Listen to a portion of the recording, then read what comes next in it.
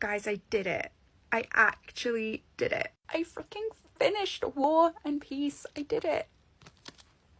This was the book that I have always my whole life said that I wanted to read and that I wanted to understand and to enjoy. This was a book that I always dreamed would make it onto my list of all-time favourite books. And it has. I loved it. I loved it so much.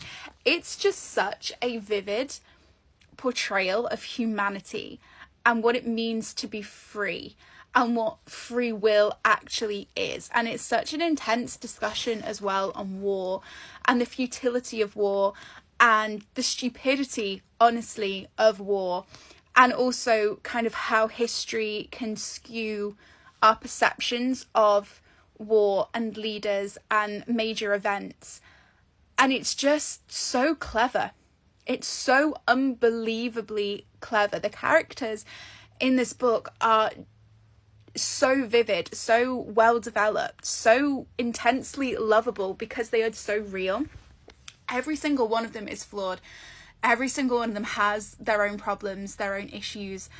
They all have so many red flags, but they all have so many things that make you love them as well because they are believable. It was just so real. And I think that's why I loved it so much. It's so real. It's a book that you don't read, you experience it, you live it alongside these characters.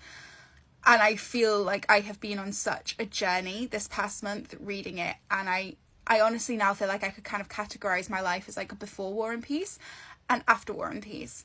I loved it. I'm not over it yet. I think my disheveled experience my disheveled appearance probably speaks to that because I'm still just in my feelings. I loved it. I loved it so much. So in case you hadn't guessed, this is honestly a new all-time favourite book. Look at all those annotations. I loved it. I loved it so much.